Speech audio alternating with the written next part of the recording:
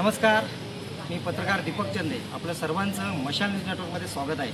आपण आता उभे आहोत पंचायत समिती शहापूरच्या आवारात. या आवारामध्ये निलेश पंडित हे उपोषणात बसले आहेत. आपण त्यांच्या उपोषणाबद्दल त्यांना काही प्रश्न करूया.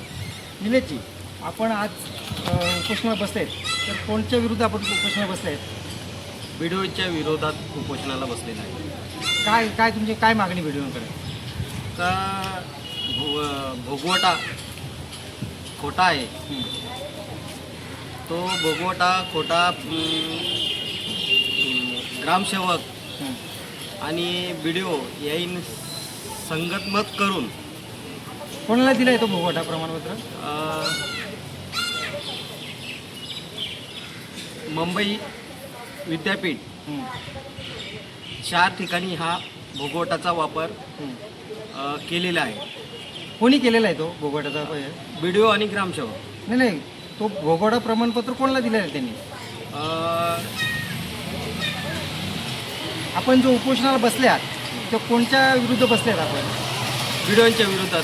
व्हिडिओने जो प्रमाणपत्र दिलेलं आहे हां. तो कोणाला दिलेला आहे? तो कोटी कॉलेज. कोटी कॉलेजला दिलेलं आहे. हां. बरं, आपण ज्या अनाधुनिक बांधकाम उडत आहेत त्याचे काय आपल्याकडे पुरावे आहेत का? पुरावे पंचायत समिती ग्रामसेवकने कुठलाही पुरावा आजपर्यंत आम्हाला दिलेला नाही. बरं, तुम्ही कशावर तुम्हाला समज वाटतंय का ते सगळं घेतलं ते खोटं आहे? मी RTIतून मागून घेतलेत. ते आहेत का पुरावे आपल्याकडे? हा, ते पुरावे आहेत आमच्या. ते कुठे आहेत आता तुम्ही बसले ते आहेत का तुमच्या? आहेत पूर्ण पुरावे. कुठे आहेत? मध्ये दाखवा ना. बरं, आपण ज्या कॉलेजची बोलता त्या कॉलेजचं नाव काय आहे पूर्ण? आपण ज्या कॉलेजच्या विरोधात इथं बसले आहेत न्याय मागण्यासाठी, त्या कॉलेजचं नाव आपल्याला माहिती आहे का? आर्माईट कॉलेज, सापगाव, रत्नमाला.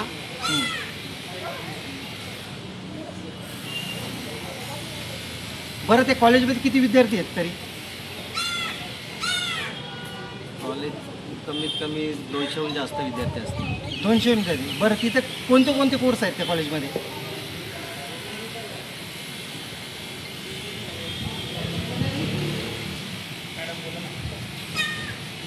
बरं, ती आहे. मी काय बोलतो, शासन फसवणूक करतं आपण म्हणता, तर कशावरून तुम्ही बोलता तो घोटाळा झाला आहे विद्यार्थ्यांचा, तो कशावरून झालेला आहे?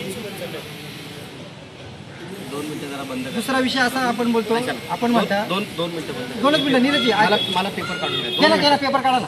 2 मिनिटं पेपर काढा ना. नाही, बंद करा. आता तुम्ही म्हणता की विद्यार्थी शुल्क घोटाळ्यामध्ये कोट्यावधीचा घोटाळा झाला आहे, तर मग आतापर्यंत ते विद्यार्थी तुमच्याकडे किंवा ते पालक यांच्यावर जो घोटाळा झाला आहे ते आतापर्यंत गप्प काय ते का नाही आले? मग तुमच्यासोबत का नाही आहेत? ते आहेत ना. मग ते कुठे आहेत? तुमच्यासोबत ते उपोषण का नाही बसले? आता सध्या नाही आहेत, पण याच्या अगोदर बरेच उपोषणं झाले आमचे. अच्छा, त्या उपोषणाला आलेले आहेत. आता तुमची व्हिडिओवर काय मागणी आहे? तर बाबा तो त्यांच्यावर ग्रामसेवकवर गुन्हा दाखल झाला पाहिजे. आज माझा 12वा दिवस आहे. अजूनपर्यंत कुठलीही दखल घेतलेली नाही. गेल्या आठवड्यातल्या आपण सोमवार आणि मंगळवारी बसले होते, परत बुधवार गुरुवार शुक्रवारी बसले नाही, परत आता या आठवड्यात पण आपण डायरेक्ट आज शुक्रवारी बसले. मला आपण गॅप का टाकला? मी यायचो, त्यांना पत्रक द्यायचो आणि ते बोलतात आम्ही तुम्हाला उत्तर देतो, थोड्या वेळात देतोय, उद्या देतोय. तो आमचं ढकलत माझं चाललेलं आहे. तुमचं हा उपोषण नवीन प्रकारचा नाही वाटत? आपण पूर्ण दिवस का नाही बसत उपोषणाला? आपण सकाळी 11ला येता आणि परत 5ला किंवा 3ला जाता, आता पूर्णपणे उपोषण का नाही करत आपण? माझं उपोषण बेमुदत धरणे आंदोलन आहे. फक्त धरणे आंदोलन आहे? हां, बरं. आता अजून आपण काय मागणी करणार शासनाकडे सांगा तुम्ही? काय नाही, यांच्यावर ग्रामसेवकवर फौजदारी गुन्हा दाखल व्हावा आणि त्याची प्रत मला द्यावी. घरपट्टी घोटाळा.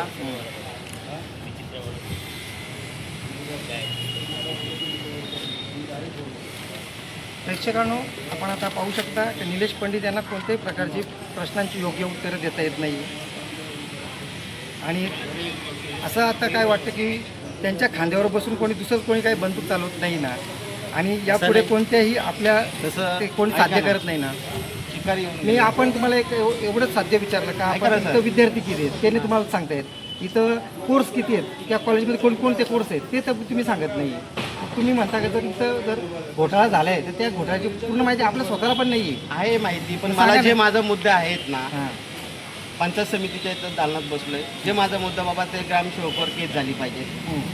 ओके. कोट्यवधी घोटाळा जर तुम्ही बोलता झालेला आहे तर ते कोट्यवधी ऑलरेडी त्यांच्यावर 120 कोटीचा पहिले गुन्हा दाखल झालेले.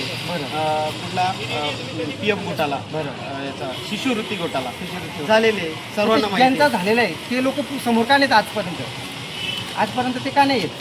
आलेले आहेत. आम्हाला फोनवर चालू आहे, पेपरवर त्यांचे चालू आहे. त्यांचे आहेत तुम्हाला त्यांनी निवेदन वगैरे दिले ते विद्यार्थ्यांनी किंवा त्या एकत्र पालकांनी? आपण तुम्ही एकत्र बसून आपण एकत्र तुम्हाला सगळे पेपर वगैरे दाखवतो. याच्यात काही वाद नाही. मी पूर्ण त्या पेपर घेऊन आलेलो. आपण एकत्र म्हणून जेव्हा आपण उपोषणा करतो तेव्हा कोणाच्या खांद्यावर कोणी बंदूक ठेवून कुठलाही कार्य कोणी करत नाही सर. फक्त एवढाच का न्याय प्रत्येक विद्यार्थ्याला न्याय भेटला पाहिजे, पालकाला न्याय भेटला पाहिजे. पण ते पालक आणि विद्यार्थी दिसत नाही आहेत तुमच्या सर्व आंदोलनात. सर्व. आता त्यांना प्रत्येक कामामध्ये असतात. आता उन्हातानात कोण येणार? प्रत्येक माणूस कामामध्ये आहे सर. बरं, आपण आता बघितलं निलेश पंडित यांनी त्यांची बाजू मांडलेली आहे. आपण त्यांना जे जे विषय विचारले त्यांनी त्यांच्या परीने उत्तर देण्याचा प्रयत्न केलेला आहे. न्यूज रिपोर्टर दीपक चंदे, मशाल न्यूज नेटवर्क.